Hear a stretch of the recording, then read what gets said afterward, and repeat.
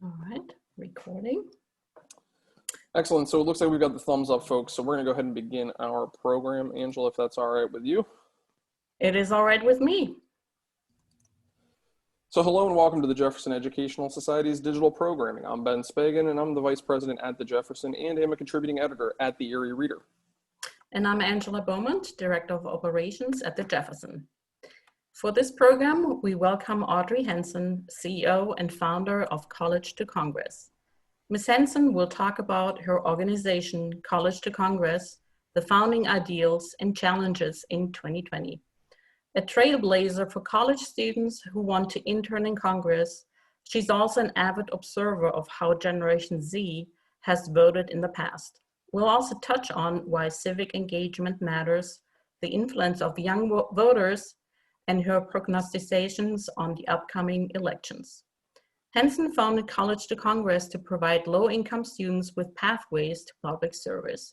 She has spearheaded the recruitment and training of hundreds of students who are passionate about our government through her online platform, C2C-U, registered dozens to vote, and has placed nearly 40 students directly into congressional offices. So folks, we're going to unpack all of that from learning just exactly what Gen Z is to the benefits that College to Congress has to offer.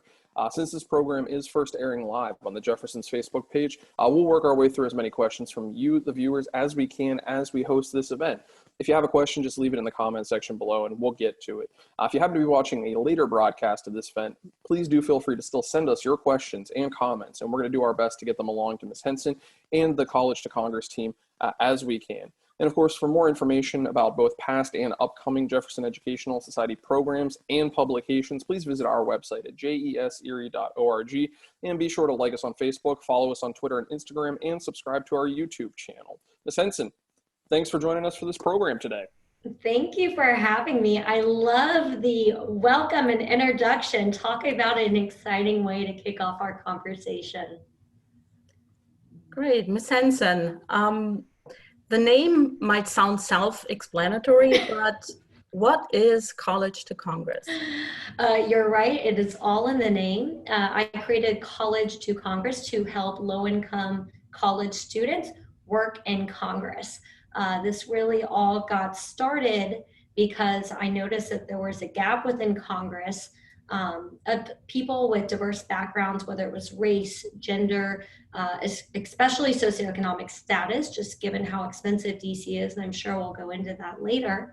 But why does that matter? Why do we need it to be diverse? Well, our theory of change at College to Congress is that by recruiting real, everyday, intelligent Americans and bringing them to the table, who better than them to solve the problems that they're facing? Thank you. And so you covered that of the clear need and why launch this. Bottom line up front, Audrey, we've got to ask, COVID-19, my gosh, I imagine that's, what a wrench into the plans that you had for this year. 2020, I would think this has got to be one of the most exciting years that folks would be, headed off to Congress to work with their representatives. How did you pivot and still place interns? Tell us a little bit about how this changed because of the pandemic, and then we can go back and unpack what this looked like in perhaps a more traditional setting as you had envisioned it, and the growth and change. But how did you pivot? How did you deal with a pandemic? Yeah, of course. Traditionally with our program, we work much very similar to the White House Fellows program. So thousands of students apply. We pick a small cohort, 10 to 20 students. We work one-on-one 6 months prior to them ever even coming to DC, placing them with mentors, internships, housing, clothing, transportation, food, and more. Very hands-on. And of course, bring them to DC to live and work. So what did we do? How did we figure out, after the last we've spent 4 years of our startup perfecting our process, only to be hit in the face with a world pandemic like we all have. Well, we were actually very lucky. And last summer, after our third cohort left, our team got together and we said, we're sick of saying no. So on average, we have about 1,000 students apply for every 10 positions. And I'm sure, you guys can relate to, how heartbreaking it is to constantly be in the business of saying no to these students who, quite frankly, each one of them deserve to be here. I mean, what are the qualifications to work in public service? Is your heart, your mind in the right place, and do you have the skill set? And these students do. And so our team came up with the idea of C2CU, c2cuniversity.org. And what is that? Well, it takes the best of College to Congress, our trainings of the inner workings of Washington, D.C., of how Congress actually operates, of, the unsaids. So the soft skill development, how do you communicate with actual members of Congress themselves, with lobbyists, whatever it is, it just makes Washington so difficult to finesse. And we teach them how to do that. And so we brought that on to our platform, C2CU. We also added a component bringing that mentorship level to it, because so much of an internship is that networking. It's mentorship, it's building your own book, if you will. Everyone in Washington still uses the term Rolodex, even though we all have iPhones now, but it's building that.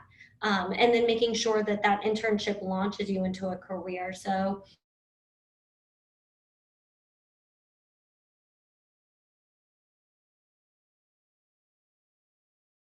when we postponed our program, we also postponed there, but we didn't postpone our mission, and we pressed go on C2CU. And already, less than 4 months of launching this, we have over 500 students on our platform who are actively working to get paid internships, both in Congress, but then also on political campaigns and government affairs roles, and really the entire industry of public service. And so I've got to wonder, some folks might say, well, Audrey, this just sounds like a stopgap measure until you can get people back in places and we're not social distancing. Is this new model going to continue? How does this stack up with your previous model of the smaller cohorts? How are you blending all of this together, and how do you envision that moving into the future? Yeah, I think it's a really great question, Ben, and I feel really lucky that we've had almost a year to answer that. So, when we designed it, and still the intent today, is to get to say yes more often. So the way our program works now is, instead of, a student finding out about College to Congress and applying, and then, 1,500 get a no and 10 get a yes, what we're going to do is everyone can get a yes through C2CU. Anyone who wants to be trained, whether you even fall into our target demographic of Pell Grant students, even if you're not in that demographic, you can still go on c2cuniversity.org and you can gain that skill set. You can get a mentor. You can still have access to our information on paid internships and move forward. Where we blend the two programs is that once you get that internship, if you fall into our target demographic of what Congress is missing, so who is that? It's low-income students, it's DACA students, it's parent students, so students who may be older or have children, it's veterans. We are at one of our lowest rates ever in Congress for veterans. If you're, women, there are so many places where Congress is really falling short. If you're in that core cohort of missing representation, of missing perspectives, then you can apply to our larger scholarship. For the students who aren't in that realm, we're still going to help them with connections, with finding those paid opportunities. We even have a smaller fund that you can apply for. It's called the Intern Opportunity Fund, where you can request, maybe $100 for a flight or $400 for a suit to go to work. But our big bulk expense, which for us is thousands and thousands and thousands of dollars, over $10,000, to pay for your housing, your clothing, to bring you to DC, that will still be reserved for our traditional target audience.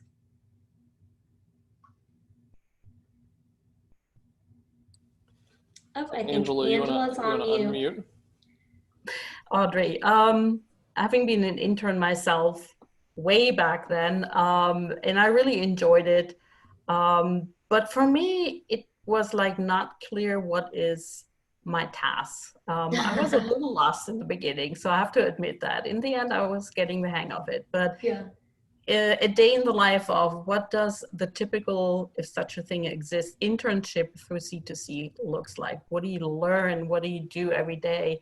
Do you have like a a syllabus even, or like an agreement with the office that the intern gets placed. Absolutely. And I mean, Angela, to your credit, I'm sure that wasn't your fault. There is a leadership deficit and a management issue that is occurring with interns, because oftentimes they are managed by someone who themselves were just an intern 6-8 months ago. And I'm happy to talk more about the efforts we're making in Congress to train the next generation of managers to ensure that this doesn't happen. A number of other measures that we do is any office that partners with us, they sign on to what we call an intern bill of rights. This confirms that our intern is going to have a direct supervisor, that they're going to be having one-on-one meetings, that they're going to walk away from their internship with some sort of published work. So much in politics is really revolved around writing. It's one of the most important skill sets that anyone could have in politics, excuse me. And so we want to make sure that our students are walking away with constituent letters, maybe a briefing of a bill or a summary of legislation that they heard at a hearing, some sort of portfolio that they can use to go get their next job. So what does a typical internship look like when you take our Bill of Rights into effect? Well, it's much more robust. Some interns spend their time on Capitol Hill, wandering around the halls or just giving out Capitol tours. And while it's important to give Capitol tours and that is a constituent service, there's really so much policy work that can still happen and be examined from that intern. So, a Monday is typically and I'm going to talk about, pre-COVID world, because let's just be honest, during COVID it's boring. We're all at home on our screens, and I think everyone's sick of hearing about that. But pre-COVID, a Monday would typically be a fly-in day from members of Congress. So they're flying from their district into Washington, D.C. They typically arrive in the afternoon. There's a flurry of activity. Capitol Hill really comes to life. What the intern is going to be doing during that time, they're probably going to sit on the staff meeting and hear what leadership's agenda is for that week and how their office is going to support their respective party. There's typically hearings on Tuesday, Wednesday, Thursdays, hearings and briefings. Interns oftentimes have the opportunity to raise their hand, work with their superior, to figure out, what hearings do I want to be a part of, and how do I also make sure it's useful for my office? Do you want me to write a 2-pager on it? Also, maybe your boss is on the committee. Am I helping do the research of somebody we're going to question? So it's really that Tuesday, Wednesday, Thursday is like the most exciting time. Fridays are usually fly out days, although this Congress has just been managed a little more frantically and last minute. And, we didn't used to have Friday votes, and now we have Saturday 7:00 votes. So who knows with what's happening now. So they can do everything from, yes, giving a tour in between there, and of course, answering phones and talking to constituents, but also building their own base of knowledge of how Congress actually works.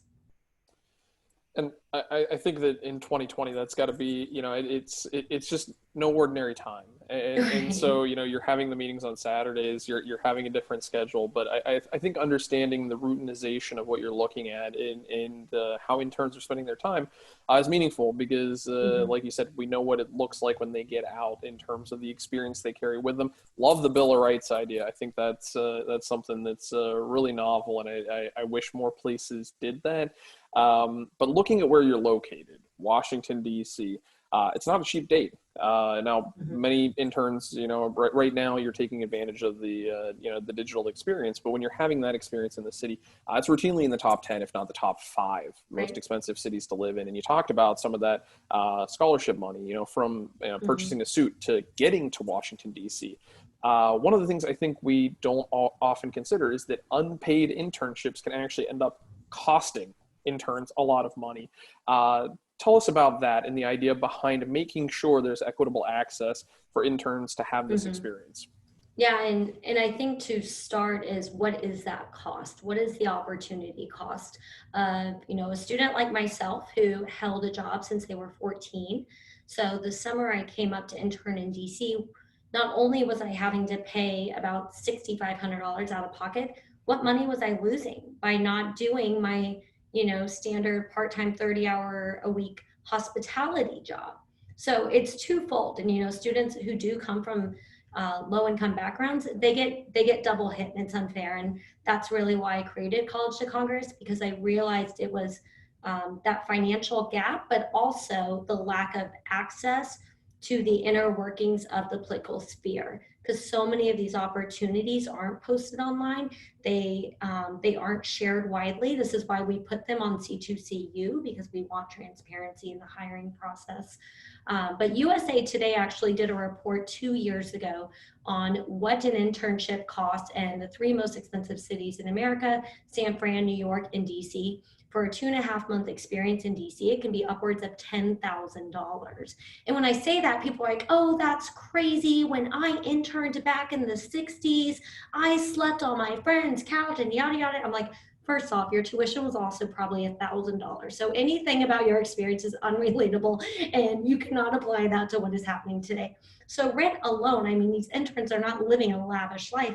They often have, 3 or 4 roommates in a row house. That already is $1,200 to $1,500 a month. You have the metro. I'm sure they're not living close to the capital, because that's prime real estate and that's very expensive. Then you have the professional wardrobe. And this is something that, a lot of programs don't think about, a lot of people don't think about. But when I came to DC, I was keenly aware of how I looked and how I presented myself, because I was surrounded by people wearing $300 shoes and $1,000 blazers, and they had a brand new one the next day. And so I think it's very important to also take into account that many 20-year-olds and 21-year-olds are buying their first suit, and one suit is not enough. In the hot, humid DC area, where you don't have time to turn around dry cleaning in one day, so you have to build your wardrobe. Then you think about the cost of food. So, our viewers are tuning in today from Pennsylvania. You're very lucky. You have access to farms. You have cheaper food supply because it's not traveling as far. In DC, we have nothing. So all of our food is inflated.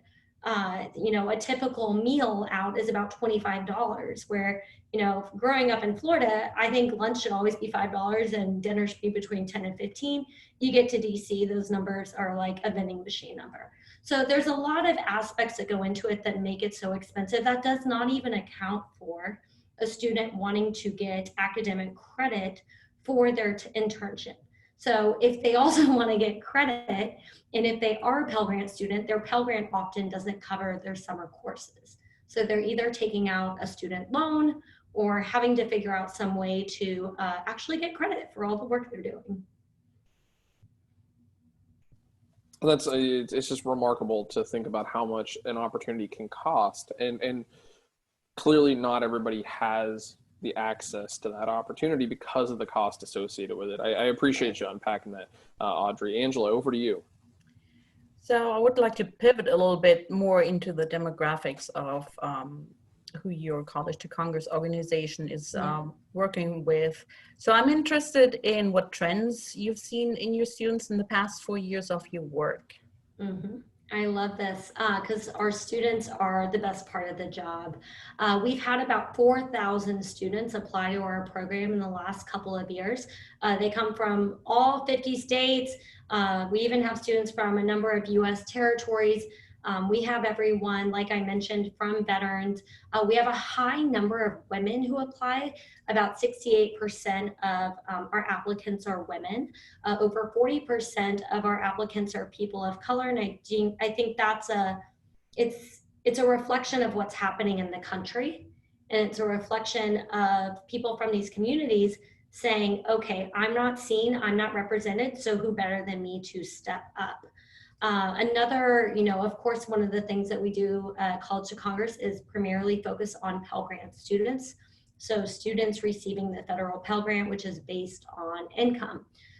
So we have, everyone from a very low income student to almost like a middle class student, if you will.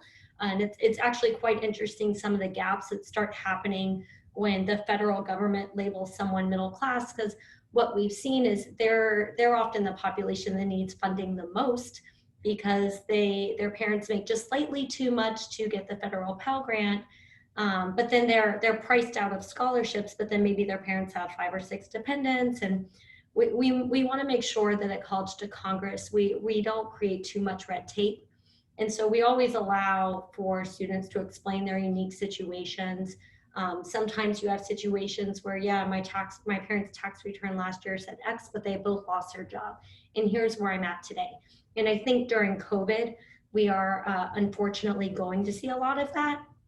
And I'm actually working with a close friend in the Department of Education to see how should we re-examine the Pell Grant system and how should we allow students to apply for amendments given COVID. It's not fair to use 2017 and 2018 returns when we know what's happened this year.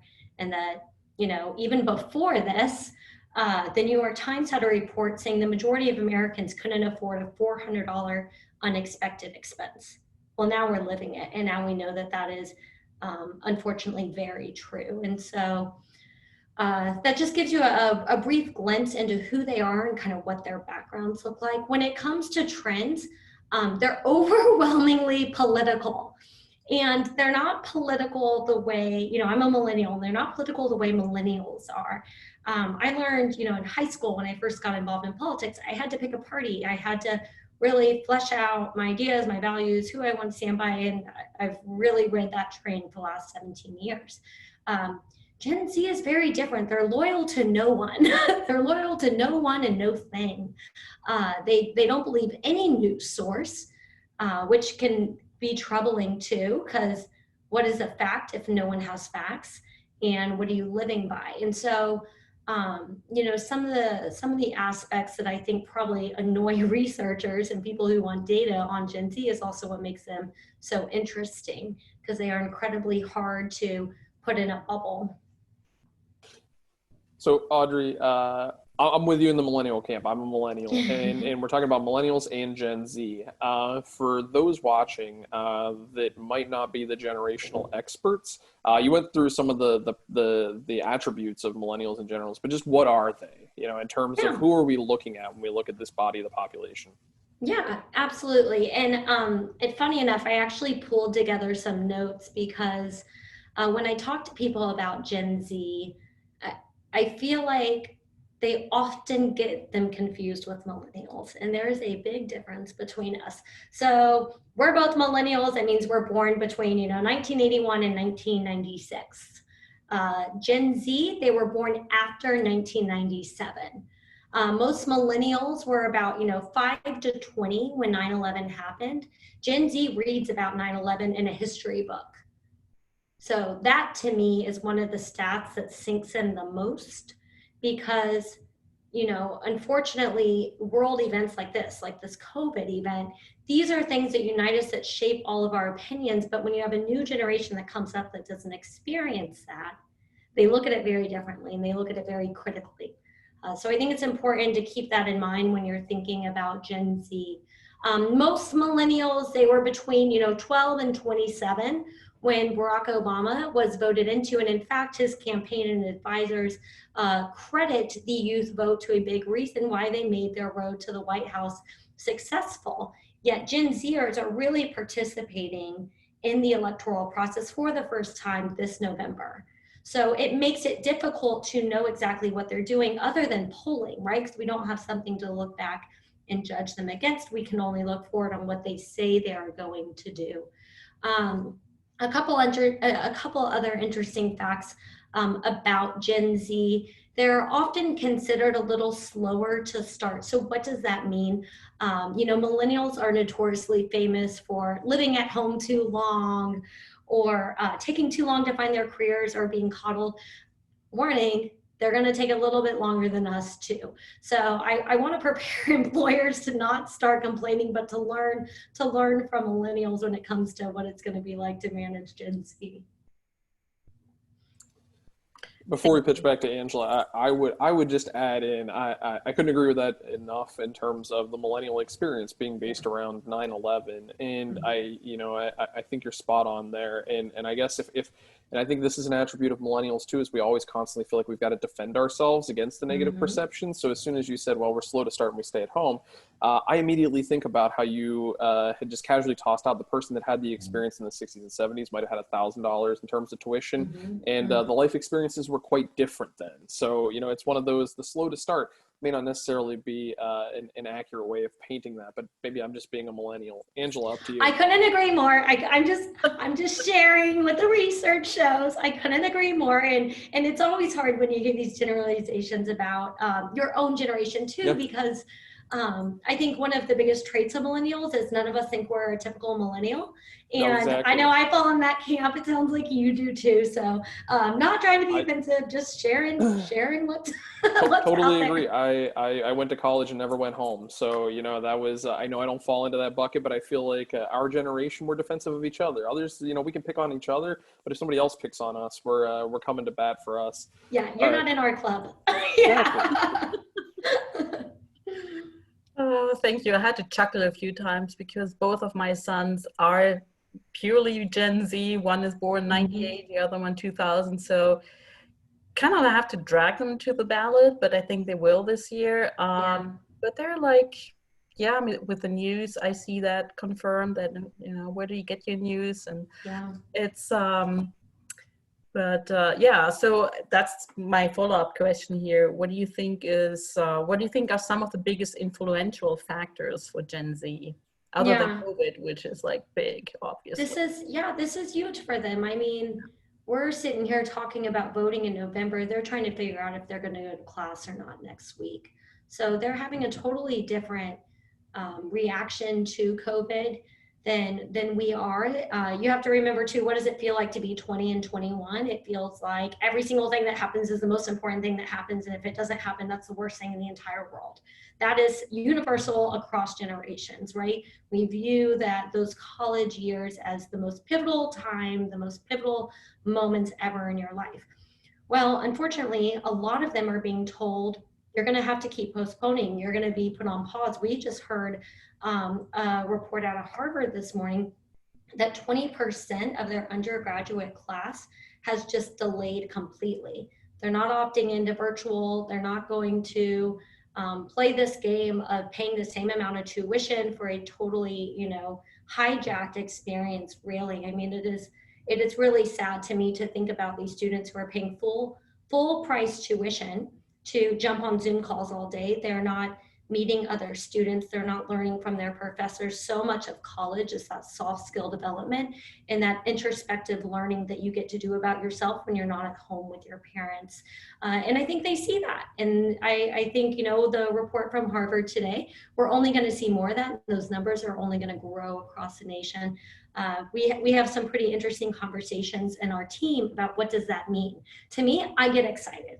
It means we're going to have a ton of really passionate young people out there who are going to want to do something with their lives this next year. And I think what better place to put them than in public service, whether it's the local level to the state level, all the way to the national, of course, that we tend to focus on. So yeah, I mean, I think they're going through a pretty tough time right now. One of the things that we've seen at College to Congress over the last few years, which I think is actually quite interesting, is a uniting policy. Republicans and Democrats alike, with at least within our applicants, and this is about 4,000 students across the nation, so you know, take that into account. They both feel passionately and pretty similarly when it comes to immigration and the environment. These are typically pretty divisive issues with, you know, millennial or baby boomer Republicans and Democrats. For them, these are no-brainer topics. Well, why is that? Well, it's because Gen Z is increasingly more diverse than any other generation. So not, you know, even if you are not a DACA student yourself, you might have 5 other DACA students in your class that you've grown up with the last 10 years. So that's going to change your political positioning on something because of that experience that you had. So it's been really interesting to see the way our Republican and Democratic students talk about those two often polarizing issues. I'm sorry, I have a sleeping dog under me. But often polarizing issues that for them they're no-brainer issues. They're not polarizing at all. There may be some tweaks here and there that they would do just a little bit differently. But by no means is it, you know, the kind of debate that we're seeing, you know, these last 2 weeks with the different conventions. And so with the conventions in mind, and here we are sitting on August 26th, 3 days now into the Republican National Convention and just out of the Democratic National Convention. What do you think this means for voting patterns in November? Well, last week I saw on the PBS NewsHour that they were interviewing and polling Gen Zers on what they were going to do. And they did it live, but they also did a national poll. And what they found was that students between the ages of 18 to 24, 50% of them said they were 100% definitely voting. So 50%, imagine if we had 50% of that population vote this year. It's almost unheard of. The closest is 2008 with Barack Obama. He had about 40%. So that would already be a 10-point increase. That could swing an election. Am I saying it will? I don't know, but this is what they are saying they're going to do. Why do I think it might happen? Well, because voting is so easy right now. With the push for mail-in voting, it's pretty simple for them to fill out that ballot box, and it takes a lot of the obstacles out of the way of, I was busy that day, or I don't know where to go, or I couldn't make it there. So it does make me think that we're going to see one of the highest turnouts in the youth vote this election cycle. Well, I think with that, Pennsylvania just passed Act 77 last year to make no excuses absentee ballot mail-in voting. So we have that for the first time. So our state is new to that, but still our governor signed that into effect. And I do think you're spot on there of, one of the challenges, one of the things I think we hear of with millennials and Gen Z is that often these are people working not just one job, but perhaps building a cornucopia of part-time jobs or self-employed. Right. So I know this might sound odd to some and be grating in their ears, but getting to the polling place can be a challenge for some people, and removing that barrier.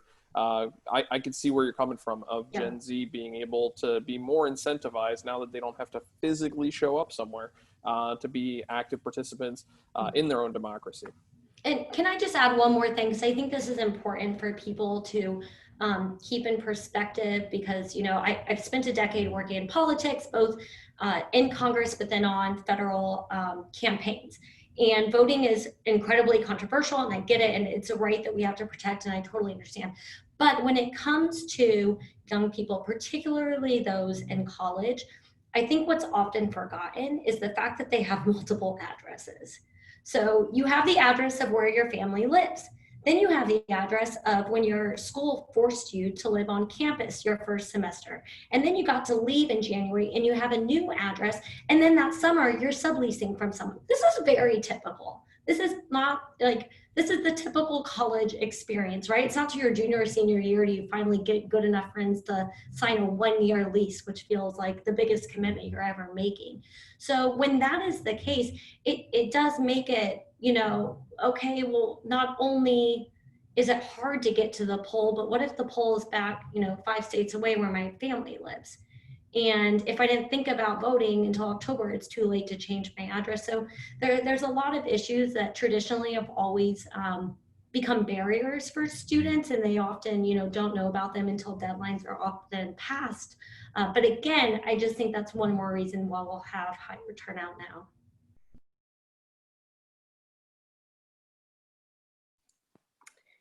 So I want to go back into your work as the founder and as the person who drives your organization forward as well. So this year you testified before the House Committee on Appropriations to get the continued support needed. Fascinating. Tell us about that experience. It was fascinating. Honestly, there are a few things I get really excited about, but one of my goals has always been to get to testify in front of Congress. And why was that a goal? Well, it's because having worked in Congress, I know the value that can have, and I know the impact that it can have. And for the last couple of years, our organization has been instrumental in advocating for paid internships on Capitol Hill. For 2 years in a row, we got 2 bills passed in the appropriations process, allocating over $30 million for paid Capitol Hill internships. That's just the start, though. There are so many other issues. It's not simply a money issue. There are so many other issues with how Capitol Hill finds its talent, trains its talent, and then whether they're able to keep it or not. So what else have we been doing? Well, this is what I testified about, is what have we done? Where do we need to go? And how can we all get there together? So one of them is simply taking the red tape away. So for those who maybe aren't familiar, the way Congress works currently is like 535 small businesses. And then you have the committees that are kind of like agencies that, you know, like they're not quite a small business, but they have to play the game. And so you have all of these offices in the same place, most of them doing similar things when it comes to the HR function, when it comes to finding talent, hiring them and training them and trying to retain them. And yet they don't share resources. There's not a central location for them to go for this information. And they don't have many of the trainings available to people in the private sector. I mean, let's be honest, last year for the first time they did sexual harassment training. I think they're a bit behind the dime here. So what we advocated for was creating an essential, almost HR office, if you will, that Republicans and Democrats alike, so it wouldn't play this minority majority game, can go to and say, okay, do you have a staff assistant job description? Why does every single office have to write the same job description their own way for a job that is very similar? Do you know where we can post this? Do you already have resumes and vetted candidates who we can consider? Most importantly, are they from our district or state? Do they have our political ties? I think it's very simple to create something like this. Of course, the issue is funding. I think one of the things that I feel most positive about is I'm not the only one pushing this. I'm a part of a cohort of about 18 other organizations that are all working on this exact issue in our own ways. So I'm very focused on, you know, building that pipeline, the entry level start, and then of course retaining them. It's within that first year and a half that someone works in Congress that they are most vulnerable to leave, because within that first year and a half, they can double their salary by working downtown. And so it's very attractive to leave this low paying government job where you work 60 plus hours a week and can often be brutal, but you're in it for the right reasons. And so I'm trying to keep the people who are there for the right reasons, who can make that demonstrative change so that they can get up to leadership and they can start advising members of Congress and having that impact on legislation. So our testimony was really about creating this office, retaining the talent, stopping this revolving open door of a year and a half on the Hill and a year at a lobby firm. I think a lot of Americans would be a lot more happy with Congress. They'd have higher approval ratings if they saw themselves reflected, if they knew people from their hometown who were working up there for them. And so that's what it was about. Thank you. Audrey, sounds like sorry. No, Sounds like go ahead, you Angela. touched a nerve there with Congress. Yeah, efficient. It's a problem. Yeah. And a partisan approach to how to improve effectiveness and efficiency on Capitol Hill. Thank you. Yeah, and that's really the most important part, is keeping it bipartisan. The reason why it runs the way they do is the trust factor. I don't want to trust someone else with building my team. I don't want to trust someone else with training my team or managing them. We have to break down those barriers. Or we'll say in the last 2 years, the House has officially formed a diversity and inclusion office. We were instrumental in starting that. We applaud their efforts. We talk to them about once or twice a month, making sure that we are doing what we need to support them and help them. But they're really doing a great job on their own too. And I think they're part of this bigger vision of taking the party out of the people who actually work there. Once you get into, you know, your full-time job, go all in, work for your boss, work for your district. That's what you're there to do. But it doesn't have to be them on the front end. I think Angela had a great question there, and it clearly got you going, because and I think you might have answered some of what I was going to ask as we're winding up here, and I was going to say, what still keeps you up at night? And I think it is that, you know, that infighting and that turnover. I hear that from you. Is there anything else that keeps you up at night still that you think in the long term College to Congress is working on, so that when we have this conversation with you, Audrey, in 2030, and then we have it again in 2040, you've seen real progress that you can measure and put back. So what keeps you up at night, and what are you working on long term, so that when we go back and ask this question 10 years from now, you can say, look, I'm pointing right here. I see some solutions and some work we've done. Well, luckily, my answer to that is also what I'm focused on, and I feel like that makes me a very lucky person in life to get to dedicate my life and my career to something I'm passionate about. So what keeps me up at night? We're moving the needle, but he is really dreaming. We are moving the needle, but we're simply not moving it fast enough. So by 2050, we will be a majority minority country. I know right now we do not have the pipeline or the procedures in place to ensure that we have accurate and fair representation by then. And so that's what upsets me. That's what keeps me up at night. We are a representative democracy. We should look, sound, feel like America. We don't. And luckily people are starting to listen. But I think the conversation is it's very focused right now on that elected level, because that's the figurehead, right? The person who you bubble in on the ballot is who you think of when you think of politics. People think of those 535 elected members. They don't think of the 17,000 plus people who actually take your phone call, who actually take your meeting when you come to Washington, D.C., who are looking up your casework to figure out how you can get your unemployment benefits if there was a hiccup, right? So that's the larger problem that I think sometimes can often feel like wonky to people, or they say, you know, not my issue. I like my member, but who are the 60, 80 people surrounding that member? Because that's who they're talking to every day. That's who they're hearing from. That's who's reporting back to them what to do. So to me, staff have an incredible amount of power and influence. And so that's why it is so important to make sure that we know who are in those staff positions and that they're the right people. And so that's what College to Congress is focused on, right? It is building that talent pipeline, training them, mentoring them. And, you know, 4 years in, now we're putting people in their second and third positions in Congress. So it's very exciting for me to get to watch them climb up that scale. So when I do worry at night, I also get to quickly say, oh, but I know Josh and I know Richa and I know you know, Daquan and Mia, they're all out there doing it. And so that's what helps me fall back asleep. But I would love to come back in 10 years. I'd love to have this conversation again, because I think we will only have more accomplishments to share. That's awesome, Audrey. And hopefully we have you back sooner than then, so we can pick apart other things that you're looking at, maybe even looking at the turnout. So, you know, what that's going to look like after November. We can come back and pick that apart and start talking about more traits between millennials, Gen Z, and now I'm hearing Gen Alpha after Z. There's already another generation that we're talking about. So we can come back and pick that out so much more. Looking forward to that next conversation. Well, Angela, Ben, thank you so much for having me. For those who tuned in today, thank you for listening to this conversation. If you want to learn more, you can find me at Audrey Henson at collegetocongress.org, or check out our website, collegetocongress.org. You know, we are in the middle of a pandemic. We're serving students. A little goes a long way. So if you love this conversation, please consider a donation to our nonprofit.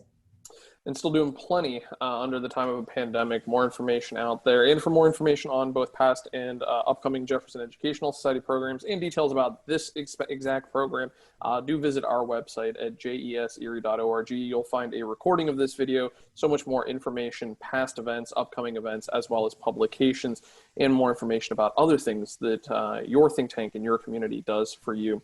And of course, be sure to like us on Facebook and follow us on Twitter and Instagram, and subscribe to our YouTube channel. Thank you so much. For the Jefferson Educational Society, I'm Angela Beaumont. And I'm Ben Spagan. Be safe, be sound, and thanks for listening and learning with us. Thank you.